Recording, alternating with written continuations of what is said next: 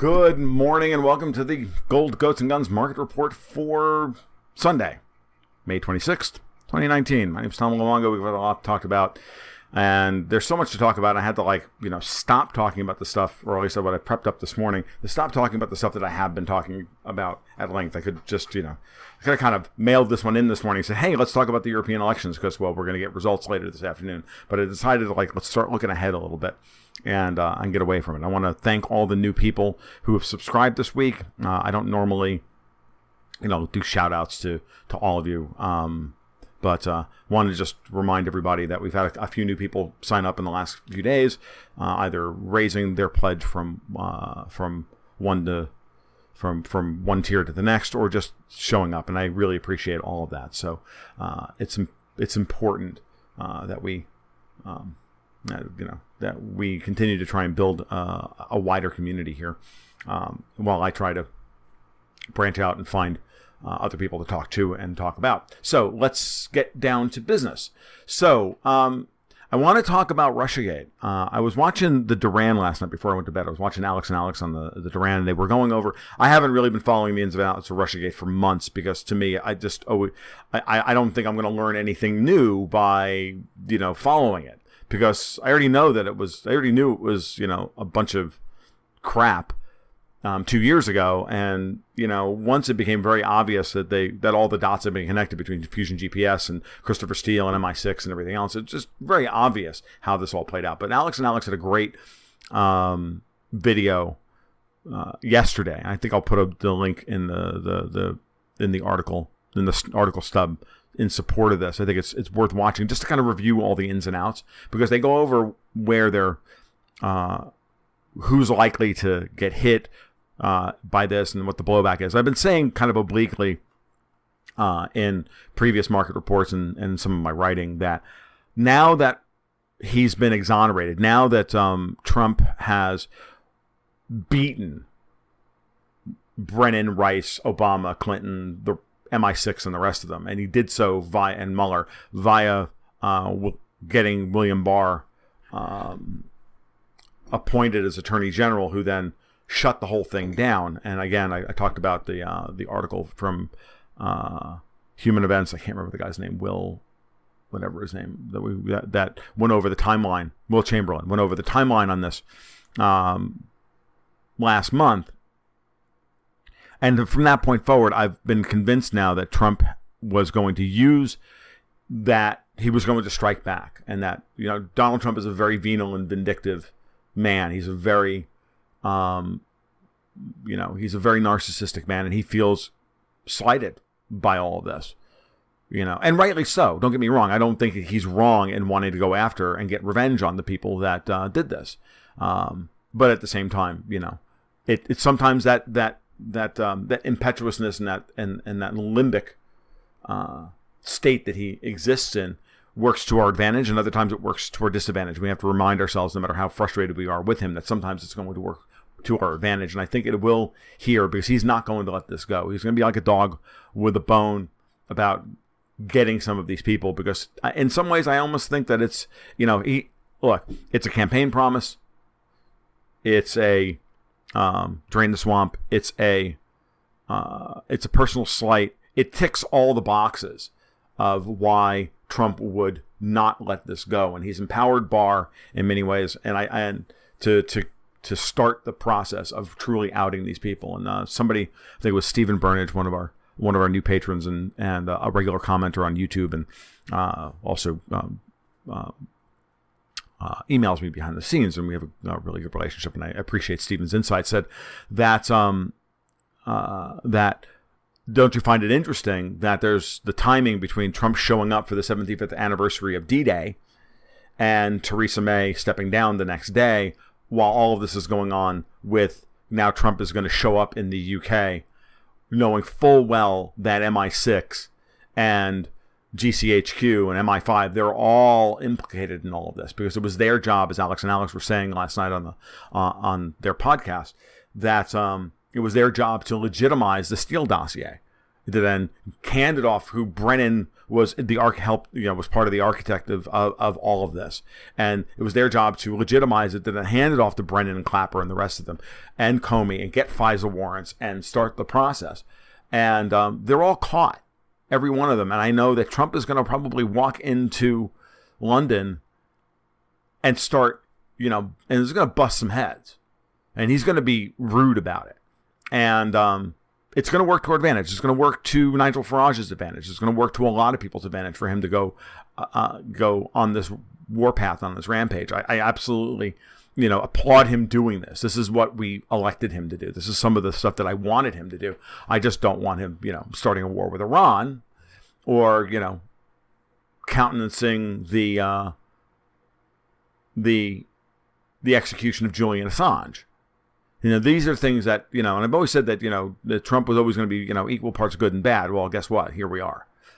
And, he doesn't have a depth of knowledge on these issues. And to make the right choices all the time. And that's part of the problem. And he's got his biases and he is who he is. But, if he goes after Brennan, if he takes down, he's going to take down Comey. I think Comey is, I agree with Alex that Comey is a minimum. There was some discussion as to whether or not that would be the only fall guy, and I think Alex Christoforo is a little too black-pilled for his own good. He underestimates Trump's desire for revenge here. He's going to go after Brennan, and he's going to go after Clapper. He's going to get all of them, and he'll probably get Susan Rice, and he'll probably get Loretta Lynch as well. And this is why the Democrats are pushing so hard to not. This is why the regime Democrats like Pelosi are saying, look, don't go.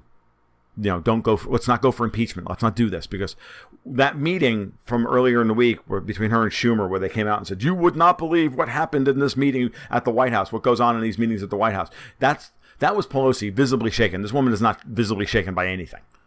She was visibly shaken in the same way that Pompeo walked out of his meeting with Putin and Lavrov and was visibly shaken by their response. Okay, Pelosi was told in no uncertain terms by Trump that he's coming for all of you, and he's got you all dead to rights, and he's not going to stop it. He's not going to cut a deal for $5 billion worth of wall funding or some other stupid frickin' thing that Pelosi thinks she can bargain with. That she's run out of things to bargain with him with, and she doesn't have any leverage anymore, and she knows it. And I think that's again. What scares me now is Trump doesn't know when to stop. He's going to go all the way to the end. He's not going to stop. And that's going to be both good and bad. And when I get frustrated with him and when I get angry with him, flat out angry with him, and I'm very angry with him about foreign policy, he doesn't know when to stop. He doesn't know when to cut bait. And he's now trying to walk back a lot of the positions that Bolton and Pompeo and the rest of them have put him in terms of foreign policy. And, Putin and Xi and the rest of them are having none of it. They're just like, dude, we don't believe a word that comes out of your mouth. And why should we? So I just wanted to make sure that I know I haven't really talked about Julian Assange much, and I find it absolutely reprehensible that they're going to try and fry him try him like he's Alger Hiss, for Christ's sake. This is insane. It's disgusting, and it's absolutely the worst kind of thing that they can do. And I'm telling you, it's a breaking point. If Julian Assange is executed for espionage, it will be a tremendous event. And it will be another one of those, another brick in the wall taken down as to where these people are overstepping their bounds and overstepping their power. They keep overstepping. They keep going too far. Brennan and Clinton and Obama went too far in trying to take down Trump. Okay? They're so freaking arrogant. They're so freaking stupid. Brennan is not a smart guy. On this, I absolutely agree with Alex. He's not smart. Neither is Hillary Clinton. She's not as smart as she thinks she is. She's just vicious. Brennan's going to go down. Comey's going to go down. Clapper's going to go down. These people are not as bright as they think they are. Christopher Steele is persona non grata. We can't even find this guy. And as the two guys pointed out last night, he was at the, he was the one providing all the quote unquote intelligence for things like the Litvinenko poisoning and a number of other, the Russia bribing their way into the World Cup and all of this stuff. This is all Christopher Steele. He's their go-to guy, and Stefan Halper is their go-to honeypot generator. Okay, these guys are, it's the same group of people over and over and over again because they're trusted to get results, and so you always use the same people. But eventually they get caught. Eventually they get stupid. And eventually they get sloppy, and that's where we are now. And I don't think Trump is going to let this go. And I'm absolutely convinced that between now and the election, there's going to be a lot of arrests. There's going to be a lot of indictments.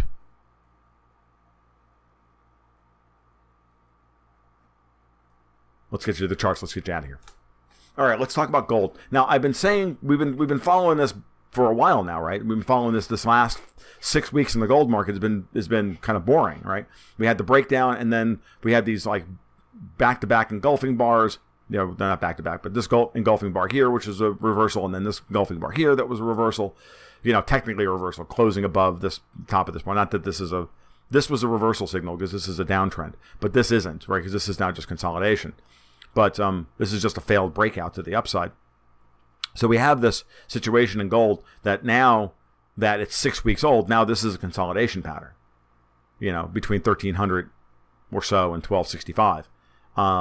And this week's, and again, we can't seem to close a week below 1,275, 1,280. I mean, we closed this week at 1,284. These are all around 1,280. So the weekly closing price, no one wants to be short gold at 1,260 going into a weekend, is what this is telling me. Right? So I just find that interesting, and that's a good thing, right? It's a good thing, especially when you look at this and you look at the Dow, you see what's going on. The dollar now, trying to continue to push above 98. They keep the euro and the yen and the pound in denial about what's happening.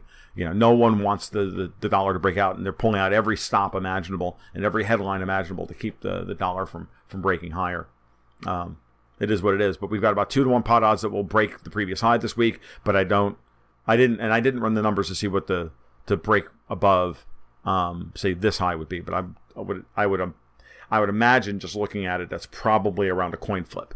We have a coin flip opportunity here to close above the end of the month, at the end of the month, above this week, above the top of the trading range. I'm discounting this high tail here. I'm just looking at these highs here. Not, this low 1,300 or 1,295 or so, but not anywhere close to 1,308. So this 1,290 area is probably about a coin flip.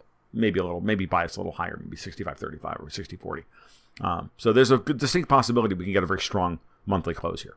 Okay. Bitcoin. I told you on this big bar here that we had a potential high forming, and well, look, we've got a potential high. We have a high continuing to form. I haven't looked at the daily chart. I meant to this morning before I was putting this together, and it just slipped my mind to see what this looks like from the daily perspective. But this. Don't be fooled by the low volatility on this. This is just this morning's trading. Just remember, Bitcoin trades 24/7, so the new week happens on midnight. I think probably for investing.com, because this is their worldwide index that I'm charting here. Most likely this happened at Greenwich Mean Time. So what? 12 hours ago. So this is only 12 hours worth of trading. So this isn't really a weekly bar yet. This is, and remember that for any time I do Bitcoin on a Sunday. But I haven't looked at the daily bars here to see what this looks like, but I can almost bet you that it looks pretty solid. That the volatility is starting to dampen, and we're starting to get that we're starting to get like a decaying spring or ball bouncing kind of downward, depressed exponential happening here. And if that's the case, then that's a good sign, right? Then that means we're building a base here, and it may take a couple more weeks before we break out of this 8,000 area. But if we don't get a breakdown, then it also becomes interesting. But again, we had a big bar here. We have an inside bar, an up inside bar with a high close, and then we're starting this week here. So we could get another inside bar here. That would be interesting. Another inside bar here would be very interesting. So all right.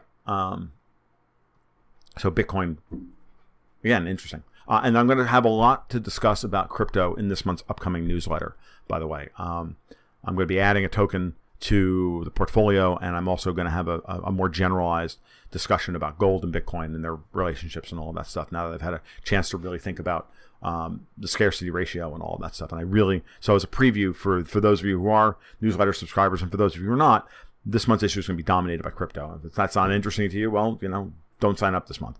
But if it is, you might want to pop in because this one should be relatively unique relative to what we've been discussing recently. So there we are. All right, and then let's get on to. I want to talk about Brent crude. So I wanted to get out of the normal. I didn't want to do the euro because it was obvious. We've been doing the euro a lot recently. I didn't want to do the pound. We've done that a lot recently. I wanted to look at something we haven't looked at, and I noticed something today while putting together the weekly chart of Brent crude. Now, 5 weeks ago I told you that this was a blow off top of this big uptrend, and I'm not surprised that we immediately got a 1 bar reversal here to the downside. And I actually really, for all intents and purposes, consider this a reversal signal. These big hammer down style candles are almost invariably reversal signals in and of themselves. But then it gets further confirmed by poor price action the next week. But here's what's interesting. Okay, 2-week downtrend, reversal signal, right? Close above this high. Then this week, reversal signal, close below this low. So this is back to back to back, practically back to back to back, 3 reversal signals within 4 weeks. This is usually bearish after this massive run up.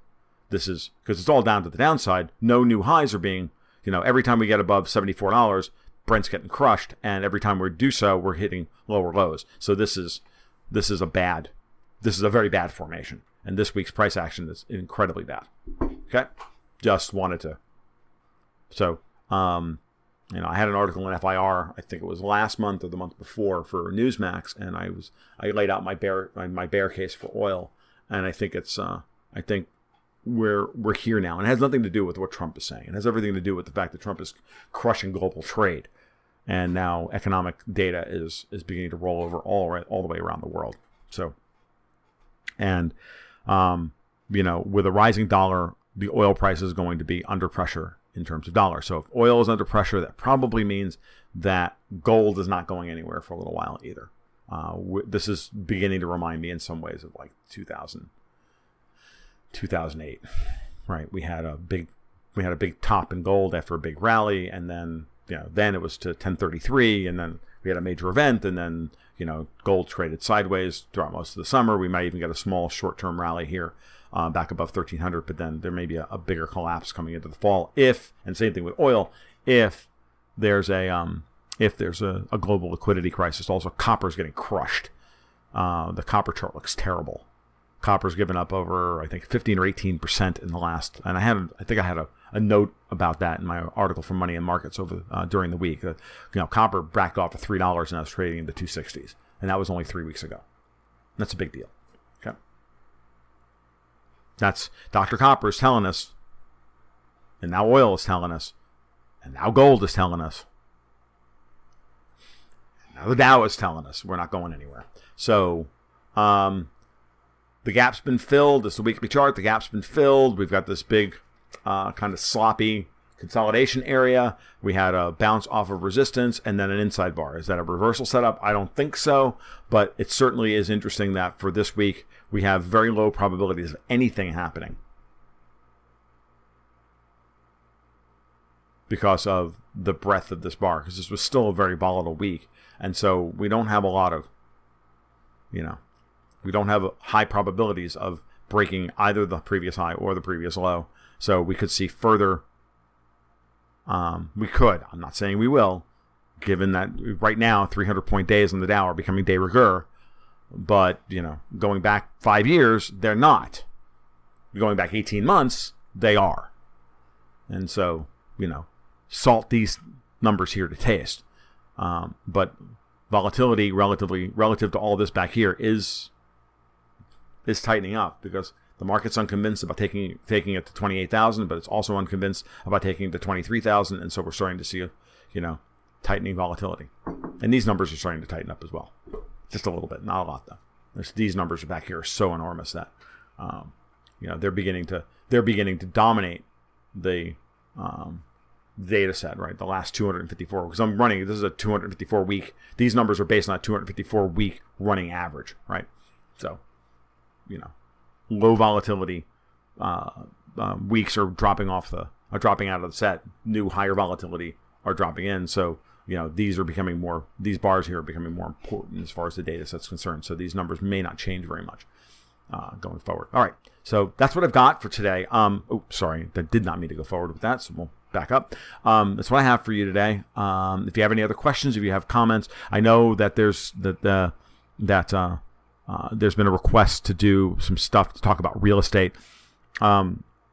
And I need to get to that. I may do that for Wednesday, although we'll have monthly closings on Wednesday. I don't think we're going to have room in this month's newsletter for it because I do really want to talk about crypto. I need to get that out the door and get that dealt with. So I may have to just sit down and do that. Maybe for next Sunday, we'll try and do a discussion on some ideas about real estate, where I think that's going. I've got some, I'll do an update on the chart of some of our real estate focused holdings in the portfolio so